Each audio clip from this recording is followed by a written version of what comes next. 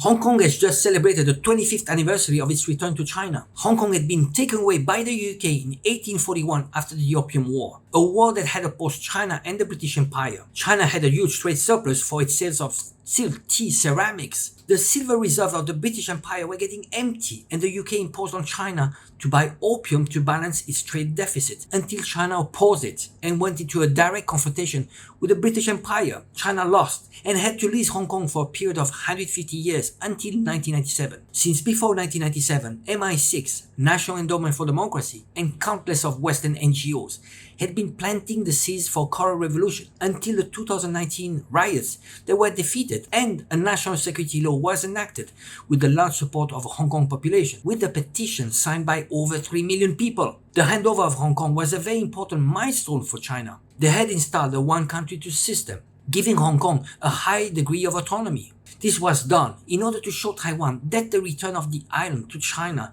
would be possible. What the US did was to destabilize Hong Kong in order to scare off Taiwan and further prop up the DPP, the pro-independence party of Tsai Ing-wen. The Hong Kong riots made Tsai Ing-wen go from a low 35% of support to winning the 2020 elections at 57%. With Tsai Ing-wen, the US has the replica of Juan Guaido for Venezuela, or Zelensky for Ukraine, a puppet that is working for the US interest at the expenses of her own people. Tsai Ing-wen's second and last mandate will end in 2024, and there is a high probability that the DPP will lose against the pro-reunification party, the Kuomintang. So the collective West is under pressure as this window of opportunity is closing. The collective West wants to do the same as it did to Ukraine by antagonizing people sharing the same roots and history. The usual divide and conquer. For China, Taiwan is a red line, the last missing piece for China after the humiliation that China had been enduring since 1900, when it was attacked and subjugated by 8 countries alliance. What China is looking for now is not revenge,